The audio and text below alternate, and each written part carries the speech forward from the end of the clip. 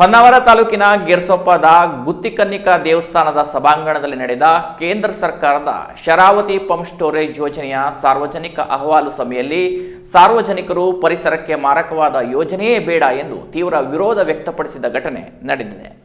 ಹೊನ್ನಾವರ ತಾಲೂಕಿನ ಉದ್ದೇಶಿತ ಕೇಂದ್ರ ಸರ್ಕಾರದ ಶರಾವತಿ ಪಂಪ್ಡ್ ಸ್ಟೋರೇಜ್ ಯೋಜನೆಗೆ ತೀವ್ರ ವಿರೋಧ ವ್ಯಕ್ತವಾಗಿದ್ದು, ಈ ಸಂಬಂಧ ಜಿಲ್ಲಾಡಳಿತ ಹಾಗೂ ಪರಿಸರ ಇಲಾಖೆ ವತಿಯಿಂದ ಸಾರ್ವಜನಿಕ ಅಹವಾಲು ಸಭೆಯನ್ನು ಕರೆಯಲಾಗಿತ್ತು. ಯೋಜನಾಧಿಕಾರಿಗಳು ಯೋಜನೆಯ ಬಗ್ಗೆ ಮಾಹಿತಿ ನೀಡಿದರು. ಸಭೆಯ ಅಧ್ಯಕ್ಷತೆ ವಹಿಸಿದ್ದ ಜಿಲ್ಲಾಧಿಕಾರಿ ಕೆ ಲಕ್ಷ್ಮೀಪ್ರಿಯಾ ಅವರು ಸಾರ್ವಜನಿಕರ ಅಹವಾಲುಗಳನ್ನು ಆಲಿಸಿದರು. ಸುಮಾರು 2,000ಕ್ಕೂ ಅಧಿಕ ಜನರು ಈ ಅಹವಾಲು ಸಭೆಯಲ್ಲಿ ಭಾಗವಹಿಸಿದ್ರು. ಸಭೆ ಆಯೋಜನೆ ಮಾಡಿದ ಜಾಗ ಕಿರಿದಾಗಿದ್ದಕ್ಕೆ ಸಾರ್ವಜನಿಕರು ತೀವ್ರ ಆಕ್ಷೇಪ ವ್ಯಕ್ತಪಡಿಸುವ ಜೊತೆಗೆ ಅಧಿಕಾರಿಗಳನ್ನು ತರಾಟೆಗೆ ತೆಗೆದುಕೊಂಡ ಪ್ರಸಂಗ ಕೂಡ ನಡೆಯಿತು. ಕೇಂದ್ರ ಸರ್ಕಾರದ ಶರಾವತಿ ಪಂಪ್ಡ್ ಸ್ಟೋರೇಜ್ ಯೋಜನೆಯು 2,000 ಮೆಗಾವ್ಯಾಟ್ ವಿದ್ಯುತ್ ಉತ್ಪಾದನೆ ಮಾಡಲಿದೆ. ಈ ಯೋಜನೆಯು ಶರಾವತಿ ನದಿಯನ್ನು ಅವಲಂಬಿಸಿದ್ದು ಯೋಜನೆಗೆ 16,000 ಮರಗಳು ಬಲಿಯಾಗಲಿವೆ. ಇದು ಪಶ್ಚಿಮ ಘಟ್ಟಕ್ಕೆ ಹಾನಿ ಮಾಡಲಿದೆ. ಪರಿಸರ ನಾಶದ ಜೊತೆಗೆ ಹಲವು ಜೀವ ಸಂಕುಲ ನಾಶಕ್ಕೆ ಕಾರಣವಾಗಲಿದೆ ಎಂದು ಕೆಲ ಪ್ರಮುಖರು ತಮ್ಮ ವಾದ ಮಂಡಿಸಿದರು.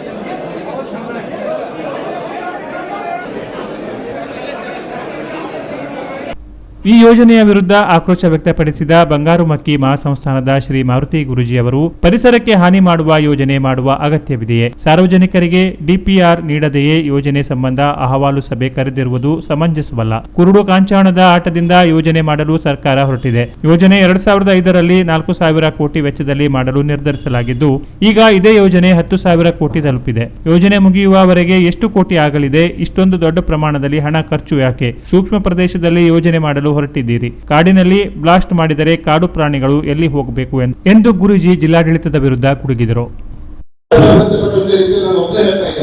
ಸಾಧಾರಣ 52 ಕುಟುಂಬಗಳಿದ್ದಾವೆ. ಆ ಒಂದು ಜನಾಂಗವನ್ನ ನೀವು ಹತ್ತಿಕ್ಕುವಂತ ಕೆಲಸ ಮಾಡ್ತಾ ಇದ್ದೀರಿ. ಇದು ಮಾನವೀಯತೆಯ ವಿರುದ್ಧವಾಗಿರ್ತಕ್ಕಂಥದ್ದು. ಈಗಾಗಲೇ ಜೋಗಾದಲ್ಲಿ ಡ್ಯಾಮ್ ಕಟ್ಟುವ ಸಂದರ್ಭ 64 ವರ್ಷಗಳ ಹಿಂದೆ ಜಾಗವನ್ನ ಕಳ್ಕೊಂಡು ನಿರಾಶ್ರಿತರಾಗಿ ಬಂದಂತ ವ್ಯಕ್ತಿಗಳಲ್ಲಿ ಇರ್ತಕ್ಕಂಥವ್ರು ಮತ್ತೆ ಇಲ್ಲಿಂದ ಎದ್ದು ಓಡಬೇಕು ಅಂತಂದ್ರೆ ಎಲ್ಲಿ ಓಡಬೇಕು? ಎಲ್ಲಿ ಹೋಗಬೇಕು? ನಾವು ಅಭಿವೃದ್ಧಿ ವಿರುದ್ಧ ಅಲ್ಲ. ಪ್ರಕೃತಿಯನ್ನ ನೀರನ್ನ ಉಳಿಸಿಕೊಂಡು ನಿಮಗೆ ಅಭಿವೃದ್ಧಿ ಮಾಡಲಿಕ್ಕೆ ಯಾಕೆ ಸಾಧ್ಯ ಇಲ್ಲ? ಪ್ರಕೃತಿಯನ್ನು ಉಳಿಸಿಕೊಳ್ಳಿ, ನೀರನ್ನು ಉಳಿಸಿಕೊಳ್ಳಿ, ಯಾಕೆ ಮಾಡಬಾರದು? ಇವತ್ತು ಮಾವಿನ ಹೊಳೆಯಲ್ಲಿ 2 ನೀರಾವರಿ ಯೋಜನೆಯಿಂದ 11 ನೀರಾವರಿ ಯೋಜನೆ ನಮ್ಮ ಶರಾವತಿ ನದಿಗಿದೆ. ಜನರ ಕುಡಿಯುವ ನೀರನ್ನು ಇದರಿಂದ ಆಶ್ರಿತರಾಗಿದ್ದಾರೆ. ಕುಡಿಯುವ ನೀರಿನ ಇದನ್ನ ಶರಾವತಿ ಆಶ್ರಯ ಅವರಿಗೆ ಸಾಧಾರಣ 1,60,000 ಎಕರೆಯಷ್ಟು ಜಾಗ ಇವತ್ತು ಕೃಷಿ ಭೂಮಿ ಈ ಶರಾವತಿ ನಂಬಿಕೊಂಡಿದೆ. 1,60,000 ಎಕರೆ ಹೆಚ್ಚಿನ ಜಾಗ ಇದೇ ನದಿ ಅವಲಂಬಿಸಿಕೊಂಡಿದೆ. ಹಾಗಾದ್ರೆ ಅವರಿಗೆ ನೀವು ಮಾಡ್ತೀರಿ. ಇವತ್ತು ಈಗಾಗಲೇ ಸಂಶಿತನಕ ಉಪ್ಪು ನೀರು ಬರ್ತಾ ಇದೆ.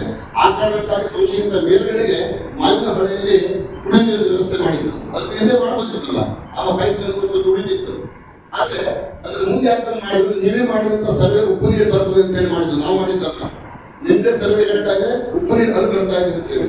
ಹಾಗಿದ್ರೆ ಇಲ್ಲಿ ನೀವು ವಿದ್ಯುತ್ ಉತ್ಪಾದನೆ ಮಾಡುವ ಸಂದರ್ಭದಲ್ಲಿ ಆ ನೀರು ಮತ್ತೆ ಮೇಲೆ ಬಂದು ಉಪ್ಪು ನೀರನ್ನೇ ನಾವು ಕುಡಿಯುವಂತ ವ್ಯವಸ್ಥೆ ಮಾಡ್ತಾ ಇದ್ದೇವೆ. ಇದು ಖಂಡಿತವಾಗಿ ನಾವು ಖಂಡನಾರ್ಹವಾದ್ದು. ಇದನ್ನು ನಾವು ವಿರೋಧಿಸ್ತೇವೆ. ನಾವು ಯಾರು ಉಪ್ಪು ನೀರು ಕುಡಿಯೋರಲ್ಲ, ನಾವು ಒಳ್ಳೆ ನೀರನ್ನೇ ಕುಡಿಯೋದು ಬಯಸ್ತೇವೆ.